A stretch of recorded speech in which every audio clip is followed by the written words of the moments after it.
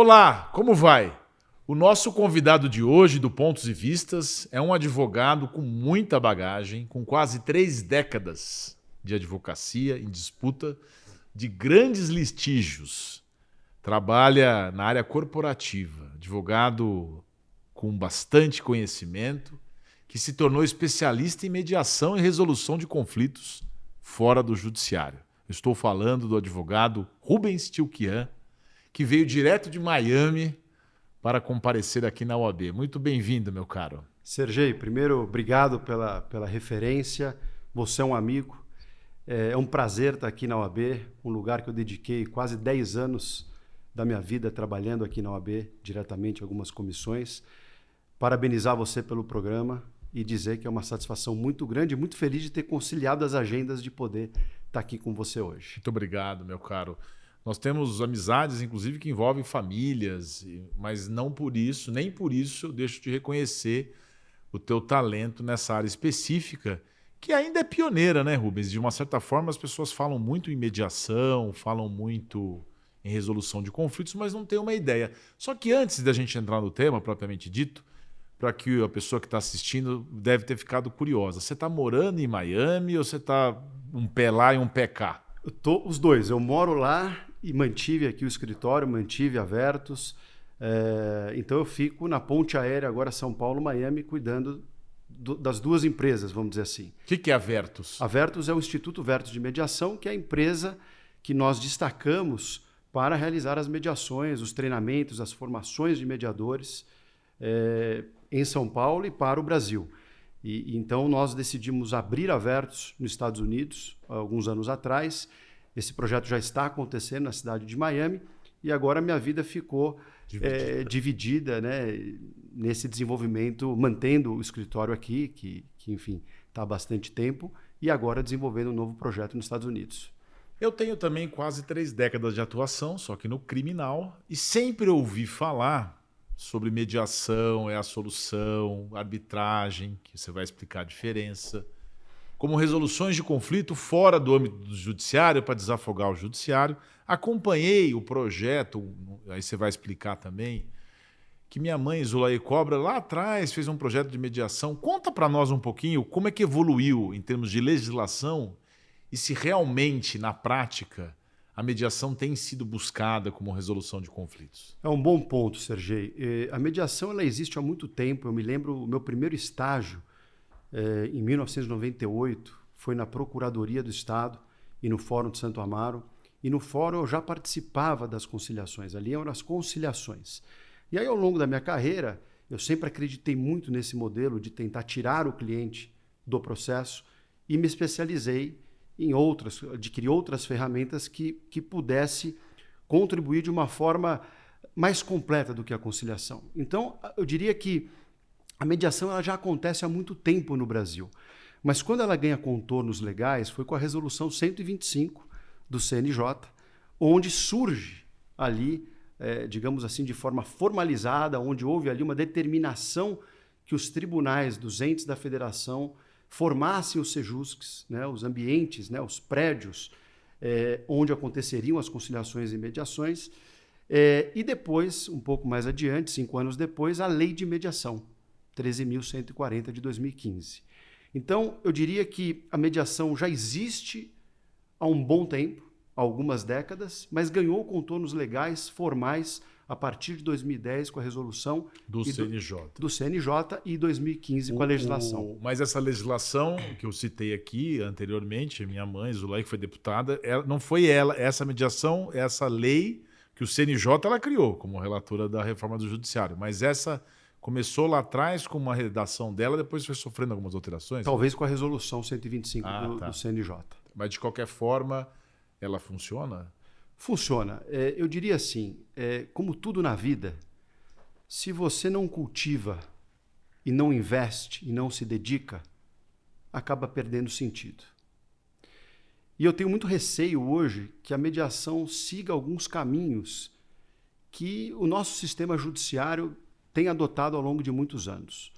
Nós somos aí contemporâneos, praticamente de profissão, e você já ouviu falar em inúmeras medidas, né? Acho que desde a época da faculdade, a gente escuta o problema do judiciário, né? Quantos processos, a dificuldade dos juízes, o tempo que demora, o custo de um processo. E a gente sempre escutou e acompanhou várias mudanças, sejam elas legislativas ou do próprio CNJ, com o objetivo de ajudar na celeridade processual. Então, vou destacar algumas. Por exemplo, plano de metas, onde os juízes eram obrigados praticamente a ter um determinado número de sentenças. As multas que foram incluídas agora, alguns anos atrás, para eventuais recursos protelatórios. Então, assim, eu vejo que ao longo da história do nosso judiciário, muita coisa tem se tentado durante o curso do processo, para que as partes não venham para o processo, ou saiam do processo, ou não eternizem o processo. O que acontece aqui, aí voltando para a sua pergunta da mediação, é que eu acredito que não estão tratando a mediação como ela poderia ser tratada. Eu acredito que ela tem um poder enorme de resolver essa situação de congestionamento do nosso sistema judiciário, mas ela precisa de alguns ajustes. O sistema judiciário precisa de alguns ajustes. Só fazer uma parte, antes de você entrar na mediação propriamente dita, você citou algumas coisas que foram muito caras para nós enquanto OAB. O sistema OAB, a advocacia reclamou demais. Sejusc, porque não tem obrigatoriedade do advogado. Eu mesmo, na campanha, quando eu fui candidato a presidente, eu dizia, se o Sejusc não tem advogado, tem que fechar. Olha só como a minha mentalidade é litigiosa, mas também porque eu acho ainda que o advogado tem que estar presente. Multas. Essa questão também se aplica ao JEC? Sim. Em ações até 20 salários sim, meses, sim. Né? Multas. Tem muita multa que é uma forma também de você evitar que o advogado recorra. Pode ser que em algum caso caiba, mas não. E planos de meta, o juiz dá sentença, dá mais sentenças, mas precisa ver se com a mesma qualidade. Então, feita essa ressalva, fala um pouco mais então da mediação, porque assim, gestão do judiciário, a mediação mexe com gestão? Com certeza. Primeiro, os seus pontos foram perfeitos, eu acho que é exatamente como eu penso. Só a título de exemplo, se você tem uma parte dentro de um processo e a lei autoriza essa parte a recorrer, se vai ser aplicado a multa ou não, é uma decisão absolutamente subjetiva. Dentro de um recurso, um vai perder. E aí a questão se aplica a multa ou não, se é protelatório ou não, é muito subjetivo, é perigoso. Num primeiro não, nunca, né? Talvez assim, 200 recursos. Sim, sim. Então, aí o que eu vejo? A minha visão é a seguinte, deve-se mexer na estrutura do Poder Judiciário como um todo, para que a gente consiga sair dessa problemática, né? Vou te dar alguns exemplos que eu entendo que contribuiriam para isso. Hoje, você pega o nosso juizado especial, criado lá em 1995, quase 30 anos de JEC. Qual era a ideia do juizado especial? Celeridade, praticidade. Nós não temos mais isso. Nós perdemos a celeridade. Talvez o processo ele seja mais simples, mas hoje para agendar uma audiência, designar uma audiência, você espera quase um ano para resolver o seu problema. Mas pior do que isso, ele passou a ser uma porta de entrada com um verdadeiro convite às partes. É de graça. Se perder não custa nada. Não tem nenhuma obrigação. E o que isso faz? Faz com que a sociedade veja o juizado especial como um ambiente para ir tentar obter alguma vantagem ou, de alguma forma, trazer qualquer aborrecimento do dia a dia. E o que acontece? Desvirtua o papel do juizado especial. Mas você não acha também que seria uma forma de fechar o único... Porque num país onde os direitos básicos são negados, você impedir... Tudo bem, é de graça mais ou menos, você tem que pagar advogado. Não precisa de advogado, mas você tem que ter algum custo. Se recorrer, tem que... Você não acha que é uma forma também de fechar o acesso, já que o Brasil não dá nada, o cidadão tem um plano de saúde, que vai na hora de receber, ele não tem... Ele tem que ter o judiciário, não pode fechar o judiciário para ele. Eu diria o seguinte... Talvez ele buscar mediação seria melhor, mas... Eu diria assim, a ideia não é fechar. O conceito do juizado especial, que é esse que você traz, eu concordo plenamente. É que, na minha visão, desvirtuou. Tá. Esse é o ponto. Então, não é fechar o acesso. É você dizer o seguinte, quem vai para o juizado? Você tem condições de pagar as custas para o Poder Judiciário? Tenho condições. Quem não tem condições, por exemplo, como a Procuradoria faz, até 3 salários mínimos, por exemplo, você tem o acesso garantido. O que não pode é virar palco para todo e qualquer aborrecimento, que é o que acontece hoje. No julgamento, na primeira instância, vamos dizer assim, não há custas, né? As custas aparecem no momento do recurso. Então, esse é um ponto que... Ainda que a gente fique numa certa, digamos assim, um certo impasse em relação a esse conceito, que eu acho interessante. A gente tem que arrumar formas de desafogar. O que me incomoda, por exemplo, é o desembargador que já solta na decisão. Se você entrar com esse recurso, você vai ser multado. Sim. Por exemplo, um recurso especial, um recurso extraordinário, para muita gente que advoga, sabe. Você não pode... O recurso não foi conhecido, ou não foi recebido, ou ele foi... se você entrar aqui, você vai ser multado. Eu acho isso inadmissível até.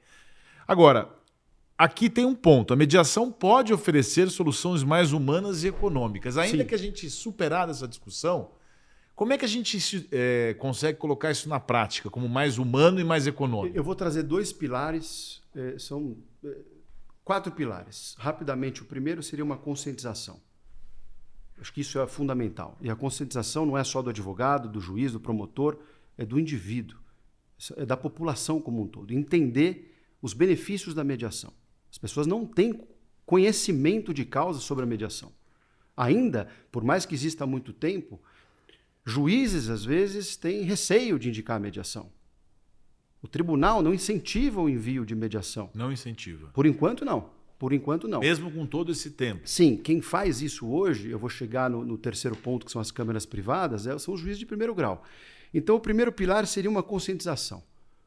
Nos cursos de iniciação da magistratura, tem que ter uma cadeira de mediação. Nas faculdades, isso está acontecendo, tem que ter um investimento maior nos métodos alternativos de resolução de conflitos. Segundo, Sejusques, que você muito bem comentou. O Sejusques, nos últimos 10 anos praticamente, ele saiu de 300 Sejusques no Brasil para 1.700. Só em São Paulo passa de 300 o número de Sejusques. Então é um ambiente que também é gratuito, um ambiente que você tem empresas multinacionais e pessoas que teriam total condição de pagar uma mediação. E não pagam. E se vale desse serviço. Exato. E aí você tem mediadores que conseguem cobrar pela mediação num determinado Sejusque e no outro não. Não há uma unidade. Por quê? Porque quando entra em vigor esse papel do Sejusque, faltou ao governo indicar de onde sairia a receita para custear os mediadores. E o povo, claro, com todo o respeito, o povo que participa, que faz a audiência do Sejusque, não é o juiz. É necessariamente um advogado? Que acompanha a parte ou que faz a mediação? Que faz a mediação. Seria um mediador. É um mediador. Um mediador credenciado. Se formou em alguma escola. Mas ele é talhado para isso? Olha, eu diria o seguinte, como tudo e todas as profissões, você tem pessoas boas e pessoas não tão preparadas. O que acontece no Sejusque, eu ouço muita reclamação, é que não se dá o tempo devido e o ambiente devido para uma boa mediação. Então, imagina, outro dia eu ouvi de um mediador que naquele determinado local ele não poderia passar de 40 minutos dentro de uma mediação. Como é que você resolve um conflito que vem há anos se estendendo, com muita emocionalidade, em 30 minutos, 40 minutos? Eu fui fazer uma audiência uma vez de conciliação, não sei se era Sejusque, eu não me lembro, mas era uma pessoa lá que foi atribuída pelo juiz. Ela foi mais prepotente que o juiz. Aí o advogado fica, né? Não gosta. Não gosta não. O advogado que tem espinha dorsal vai para cima. Aí fica aquela... então fale com o juiz. Eu falei, pois é, não era sem tempo, né? Sim. Essa pessoa tem que ser uma pessoa magnânime, uma pessoa que está acima A preparação é tudo. A preparação é tudo. Então, se você para o curso de um processo para buscar uma mediação com um mediador despreparado, é uma perda de tempo. A chance de você agravar o conflito é muito grande. Então, o que eu digo é o seguinte: às vezes, uma reflexão sobre o quanto o Poder Judiciário investe nesses Sejusques, se não seria o caso de mudar a forma de abordagem dos Sejusques, onde esse investimento que vai para os Sejusques seja direcionado para uma outra causa, como um aparelhamento melhor para os juízes, mais juízes, etc. E você fazer com que as pessoas que podem pagar, paguem para estarem no Sejusque. O que não pode é você ter um crescimento avassalador do número de Sejusques gratuitos, com pessoas que poderiam pagar, e uma qualidade que muitas vezes deixa de desejar. Essas pessoas que poderiam pagar, o juiz pode chegar na audiência e falar para eles: escuta, vocês não querem ir para mediação? Está lá, duas partes gigantes, poder econômico, tem condição de pagar uma mediação fora do ambiente de trabalho, fora do ambiente judiciário. Só. O juiz pode fazer isso? Olha que interessante esse seu ponto.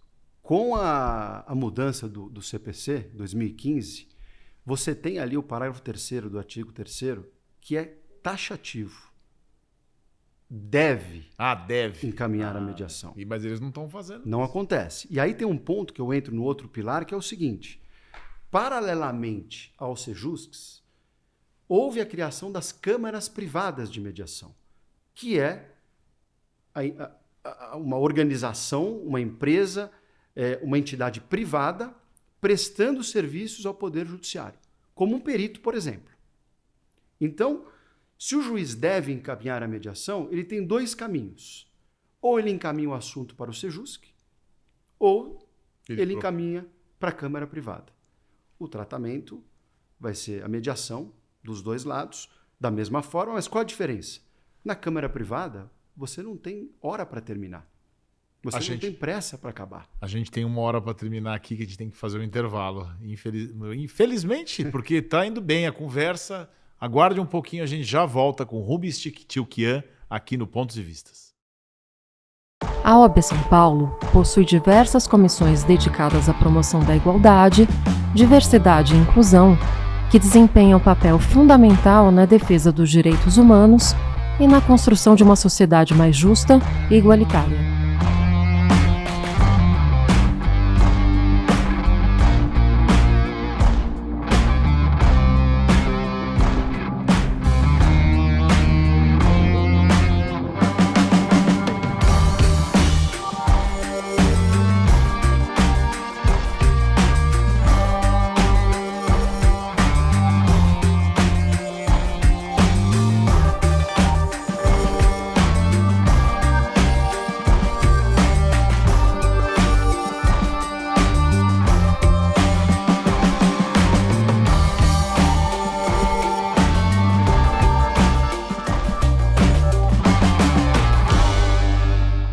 Voltamos a falar sobre mediação aqui no Pontos e Vistas com o ilustre advogado Rubens Tchoukian, que inclusive tem uma obra sobre o tema de 2015, né? Foi a primeira edição sua, Comentários à Lei de Mediação, prefaciada aqui pelo nosso querido amigo Paulo Dimas Mascaretti e também a apresentação do José Roberto Neves Amorim, também amigo nosso. Meu caro, para a advocacia, de que forma que essa especialização em mediação ela se torna lucrativa? Que conselhos que você dá para quem pensa em ingressar, em caminhar nessa toada? Ótimo ponto, porque como eu sou advogado e também mediador, eu escuto muito essa pergunta. Paga-se bem? Paga-se bem, fazendo um bom trabalho, obviamente. E eu acredito que eu diria o seguinte: a nossa advocacia sofre, né? Olhando para o passado, naquele momento em que o cliente procurava o Sergei, né? Tinha uma identidade com o advogado, etc. Eu vejo que isso vem mudando. Hoje o que vale, né? Com algumas empresas, com algumas situações que você é consultado como advogado, é única e exclusivamente o custo. O que isso faz? Há um pouco de controvérsia aí, né? Eu diria... Ninguém mais procura o Sergei, pô. Não, eu diria o seguinte... Eu não quero fazer propaganda, mas também não precisa me Não, eu vou separar colocar. aqui. Eu entendi a o primeira ponto. parte é assim... Está mais comercial, as pessoas estão muito preocupadas com o valor que pagar. Eu entendo, você tem razão. Era muito mais pessoal. Sim, essa advocacia mais artesanal. Assim, existia um respeito maior pelo nome da pessoa, do Sergei, do Rubens, de qualquer advogado que tivesse ali à disposição da entendi empresa. o ponto, eu entendi. Então, hoje, como o custo virou talvez O principal. o principal, digamos assim, a primeira pergunta que se faz quando vai contratar um advogado, e associado a isso, eu vejo ao longo da minha trajetória que os clientes não desejam ficar no judiciário durante 10, 15, 20 anos. É difícil você encontrar uma parte que está feliz litigando há 10, 15 anos. Mas tem partes felizes que perderam na mediação? Porque quem uma hora vai perder. A mediação ninguém perde. Ninguém perde. Ou você vai fazer o acordo, ou você volta para o processo. O ponto é o seguinte. Ah, entendi. A questão é assim, não é uma decisão na mediação.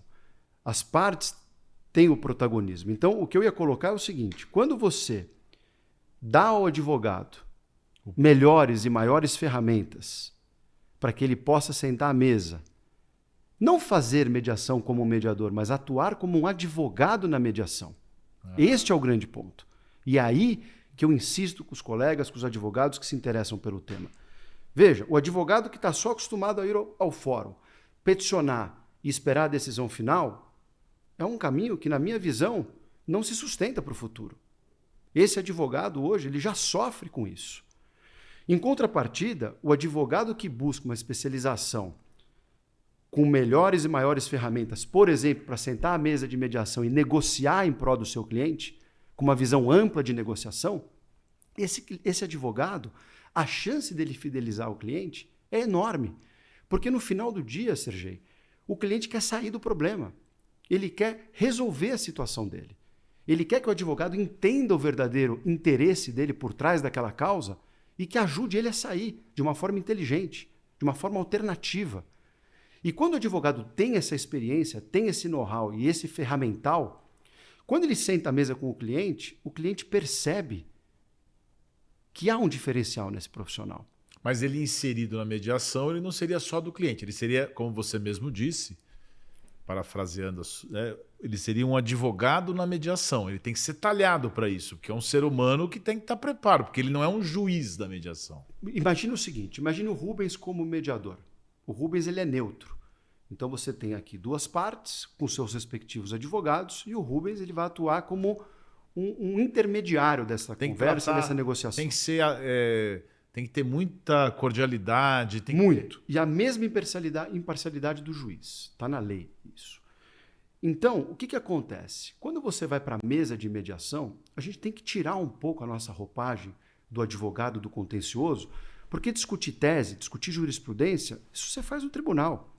Quando senta à mesa com o cliente, o objetivo é encontrar saídas para tirar o cliente do conflito. Você já teve situação que você atuou como mediador e começou a quebrar o pau lá na hora? Quase sempre. É? Quase sempre. E aí o que você faz? Você só separa? O mediador tem que ter habilidade. Porque o juiz não tem essa habilidade, né? Deveria. Aliás, isso nos leva a um outro assunto que é a formação do juiz, né? O concurso público muitas vezes não afere alguém que tem essa capacidade negocial. Os juízes na família, eles têm uma preparação diferenciada. Porque quase sempre nas audiências de um litígio de família você tem o calor da emoção tomando conta da sala. Você diz que ele fica forjado ao longo do tempo, mas não está pronto para... Acho que ele aprende. Ele aprende. Ele precisa ter uma paciência maior para aquela situação, de tamanha emocionalidade que reveste aquele conflito. O mediador, no caso, ele não tem poder de decisão, ele está em pé de igualdade com as partes, a mediação é feita para as partes têm protagonismo no procedimento de mediação, não é o mediador e nem os advogados. E como é que paga? Quem que determina? O juiz, vamos para a mediação, ou as partes propõem para o juiz para a mediação, ou o juiz determina a mediação, e quem é que paga esses honorários? As partes? Bom ponto. Existem duas formas de começar a mediação, e às vezes as pessoas confundem isso. A mediação privada, você já deve ter escutado. O que é a mediação privada? É a mediação que parte do advogado, da parte, de um amigo que indicou. E o que é a mediação judicial? É aquela que é indicada diretamente pelo Poder Judiciário. Ou seja, o juiz recebe o processo, entende que aquele processo ele é complexo, que a mediação poderia ajudar, e ele despacha no processo, indicando um mediador ou uma câmara privada credenciada no tribunal. E as partes podem recusar? Podem. O princípio da voluntariedade está sempre presente. Então, o que acontece? Imaginamos que seja uma mediação judicial. O que difere uma da outra? Apenas e tão somente a origem dela. Qual foi a indicação? Veio de um processo? O juiz indicou mediação judicial. Do contrário, a gente classifica como mediação privada. Privada. Procedimento mesmo, os princípios o mesmo, a atuação do mediador a mesma, enfim, confidencialidade da mesma forma. Como é que funciona a parte de remuneração? Ela é feita fora do processo. Diferentemente como acontece com um perito judicial, ou seja, o perito é alguém de confiança do juízo.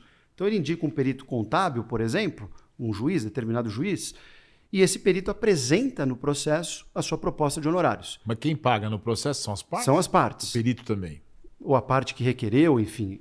Mas não existe uma perícia oficial que o povo paga? Não? Não, no caso da perícia eu dei o exemplo. Na mediação, quando o juiz indica, por exemplo, a Vertus, o Instituto Vertus, nós recebemos e aí, em contato com as partes, o Instituto faz a proposta de honorários e contrata o tempo, a complexidade, o número de assuntos que tem que ser resolvidos, etc. E essa proposta não precisa ir para o processo. Ela é tratada dentro da iniciativa privada.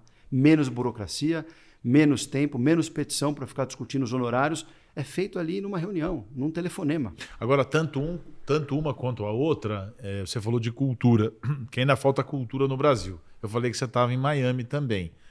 Dá para a gente...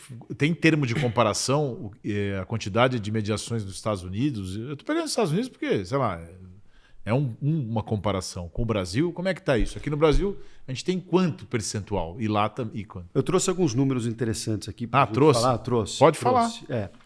Antes de falar dos números, então, claro. Eu vejo assim, está sendo uma experiência muito interessante. Há uma... Não é, digamos assim, algo completamente diferente do Brasil. Você tem ali a mediação como algo muito forte, né? A Vertus está dentro de Miami, na Flórida, então eu posso falar pelo estado da Flórida. A Vertus é o instituto. É um instituto. Que você preside. Isso. Tá. E a gente tem hoje, ele não tem o mesmo nome em Miami, mas é a Vertus, não é o Instituto Vertus, chama Vertus Conflict Solutions. Né? São praticamente os mesmos produtos que a gente atua aqui, a gente levou para Miami. Então, sobre a mediação nos Estados Unidos, eu diria que eles estão muito na frente, bastante na frente em relação ao Brasil.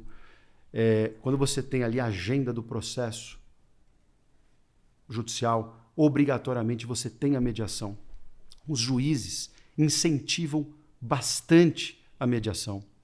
Você tem, digamos assim, os mediadores fora, certificados ou não, fora do ambiente da corte, que recebem esses casos pelos juízes, e tem também, como o Sejusc, os mediadores cadastrados na corte. Tem mais ou menos parecido. Muito parecido, exatamente.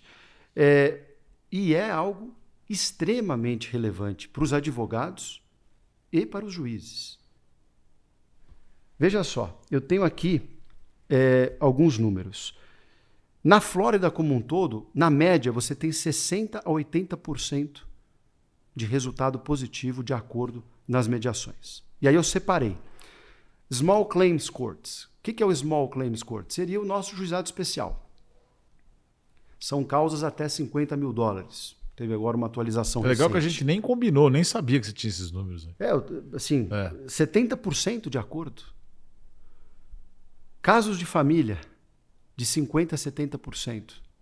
Processos já que são endereçados no Circuit Court, que seria a justiça comum. E não é o nome do programa de televisão, não. As pessoas vão quebrar o pau. Não. Casos de família mesmo. Casos na área de família. E nos casos cíveis, empresariais, de 60% a 75% de acordo. Isso são números do Florida Dispute Resolution Center, que é o DRC, que eles chamam, que seria o nosso Sejusc / NUPEMEC.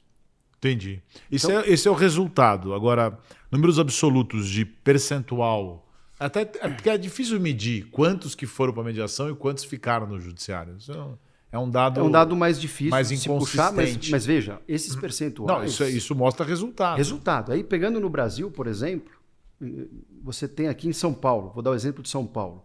Existe um número aqui muito interessante dos últimos 10 anos em São Paulo, Tribunal de Justiça de São Paulo, pegando em consideração 2 milhões de casos, de sessões de mediação. Aí, mas inclui Sejusc Cível também? e família. Inclui Sejusc. tudo. Sejusc. É só Sejusc isso? Sejusc. E, não, aqui você pode ter também, por exemplo, uma sessão de conciliação com o juiz. Tá. Tá? Processos não adjudicados, processos onde houve homologação de acordo. 56% de acordo. No primeiro momento, você fala, nossa, Parece bom. mas qual que é o problema aqui?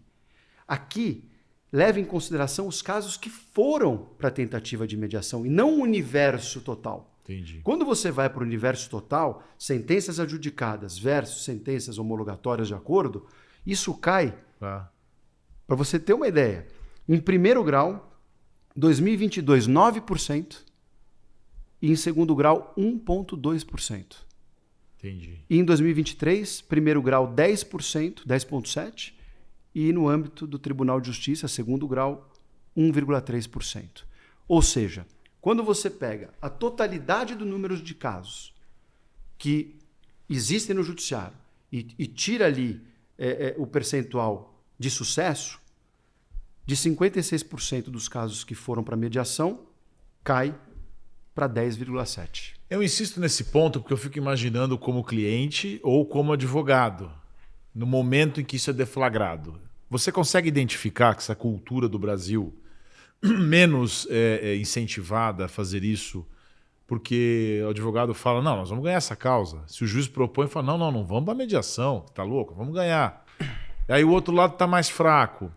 Ou se tem também um certo apego do judiciário, do juiz com a causa. Lá nos Estados Unidos, não sei, grandes empresas, o juiz fala, não, isso não vai para lá. Aqui talvez o cara, não, eu não vou abrir mão de um processo que envolve grandes empresas. Eu quero ser o juiz desse processo. Existe isso? Existe, bom ponto.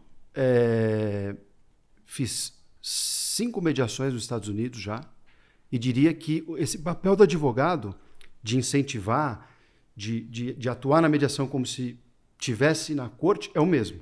É o mesmo. É o mesmo. Lá não muda. Apesar dos números serem melhores, o advogado lá também tem esse papel de instigar, não todos, obviamente, mas uma grande maioria, de continuar no processo. E eu vejo assim, o juiz nos Estados Unidos, eu percebo que ele está mais acostumado e mais convencido de que resolver os problemas fora da corte é o caminho ideal e mais produtivo para as partes. Aqui, no Brasil, isso ainda precisa passar pelo aquele pilar da conscientização. Eu já ouvi de alguns juízes que eles não se sentem confortáveis de encaminhar um processo, mesmo havendo a lei, mesmo tendo a recomendação, quase que a determinação de encaminhamento, tem juízes que não se sentem confortáveis de fazer isso. Em contrapartida... Parece que ele está deixando não exercendo a função dele, por exemplo, delegando a função. Mas é melhor isso do que ficar no processo muitos anos e... Mas veja, Sergei, qual é o papel do juiz? Distribuir... Mas quando ele decide dessa forma, isso conta também, porque tem produtividade de juízes, se ele é cobrado. Sim, isso conta. Uma sentença homologatória. Sim, mas aí conta o tempo que ficou lá. Ele não tem um pouco de medo de ficar 2 anos na mediação e voltar para o processo, começar tudo de novo? Eu diria o seguinte... Mas não começa tudo de novo, né? Você usa lá as provas. A gente não vai fazer a prova na mediação, mas, por exemplo, imagina que um processo judicial, quanto tempo leva? Vamos colocar aqui no melhor dos mundos. 10, 15 anos? Acho que já até foi pior, né? Acho que essa parte melhorou um pouco. Vamos colocar 10 a 15 anos todas as instâncias, certo? A mediação pode ser resolvida em 2 meses. Entendi. Então, por mais que se leve um tempo para entrar em contato com as partes, para fazer a mediação acontecer e trazer um acordo para o juiz, esse prazo vai ser infinitamente menor. Muitas vezes demora meses para juntar uma petição. Então, nesse ponto, o juiz não tem que ter preocupação. Sempre vai ser mais rápido. Rubens, o nosso tempo é um pouco exíguo, está quase igual a mediação, né? A gente não pode. Só para a gente encerrar, eu agradeço muito que você tenha participado. Acho que foi uma conversa muito boa, bem esclarecedora, assim, um pouco mais na prática. E suas considerações finais, você realmente considera que a mediação é uma inspiração para uma sociedade melhor? Com certeza. Eu venho investindo meu tempo nisso há muitos e muitos anos. Eu acredito para os nossos colegas advogados que isso vai ser um presente no futuro para quem se debruçar nessa matéria, aprender a negociar, aprender a enxergar o processo de uma outra forma, para tirar o cliente do problema e não participar dessa eternização do processo. A mediação resolve o conflito, certo? Dentro de uma esfera pessoal. Já a sentença resolve o processo. E muitas vezes, resolvendo o processo, se potencializa o conflito. Então, o convite que eu faço para os nossos colegas advogados, juízes, partes, é que façam a experiência, que exerçam o protagonismo dentro de um ambiente em que vai ter o controle, não vai transferir a decisão para um terceiro. Você vai estar no comando daquilo que é importante para a sua vida. E o advogado sempre presente, ajudando a parte a decidir aquilo que é possível, aquilo que está dentro da lei e aquilo que vai fazer sentido para os verdadeiros interesses do cliente. Então, o meu recado aqui é de investir tempo, conhecimento, estudo, para que se tornem grandes profissionais também na mediação e não apenas no ambiente forense. Muito bem. Advogada e advogado presentes.